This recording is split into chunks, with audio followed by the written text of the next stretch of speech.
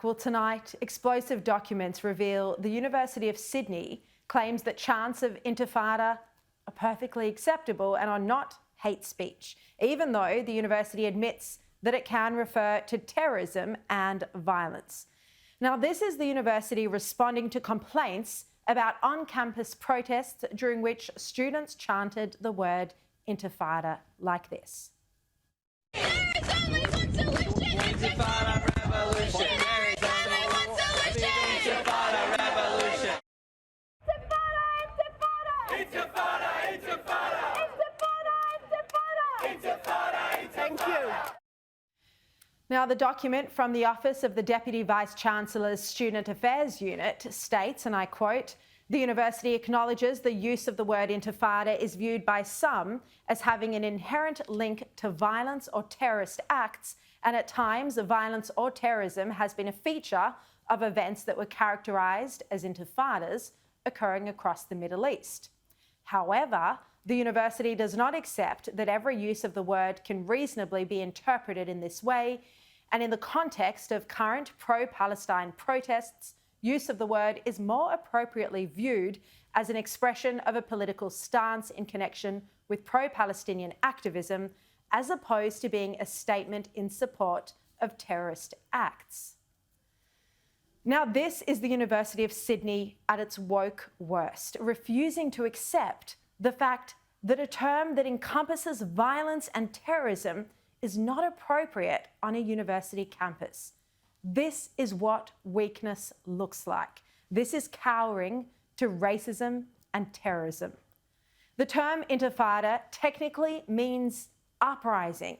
It has historically been violent. The first intifada, beginning in 1987, involved acts of terror against Israelis. The second intifada, that started in 2000, was equally violent and included suicide bombings. There was a campaign of organised terror where entire busloads with children were blown up. Israelis lived in fear. Hundreds died. There was a reign of terror. I can't think of the word intifada being used in any other context other than the Israeli-Palestinian conflict. And do you know why? Because according to its very dictionary definition, this is what intifada refers to. And in this context, it very clearly, based on recent history, entails violence. And so chants for a global intifada are calls for global violence against Israelis. And if the protesters are calling for an intifada against Zionists, then it's calls for violence against Jews who support Israel, which is around 95% of us. Now, it's a joke for woke university bureaucrats to downplay the meaning. In fact, even if you refer to the dictionary, the Merriam-Webster definition of intifada is, and I quote, "uprising, rebellion, specifically an armed uprising of Palestinians against Israeli occupation of the West Bank and Gaza Strip." Armed uprising.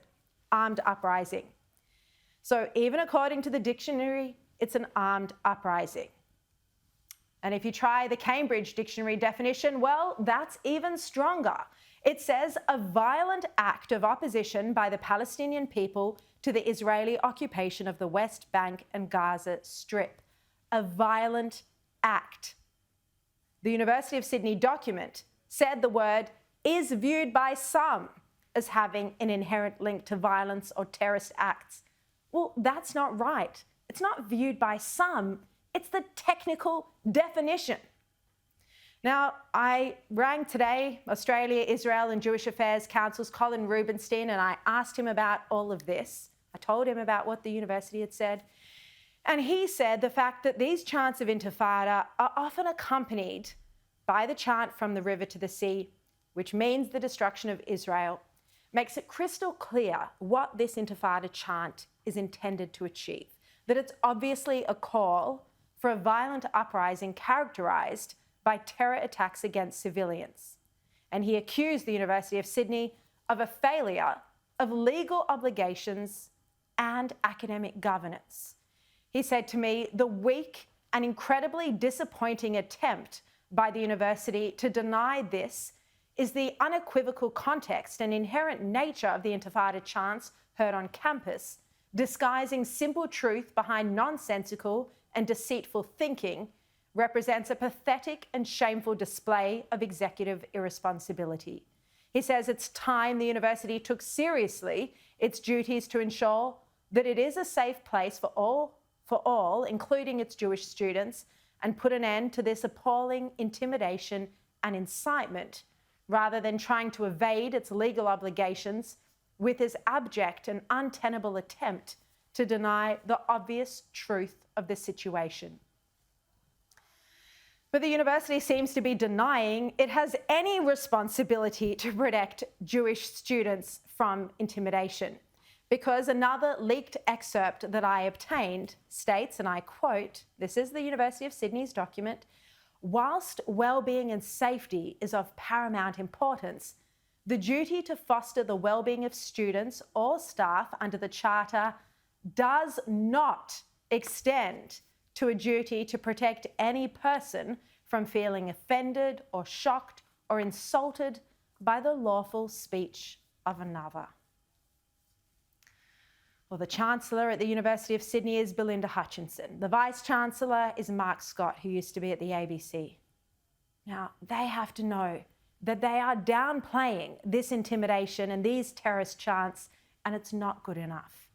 They're allowing a dangerous environment to flourish. They're allowing the spread of anti-Semitism.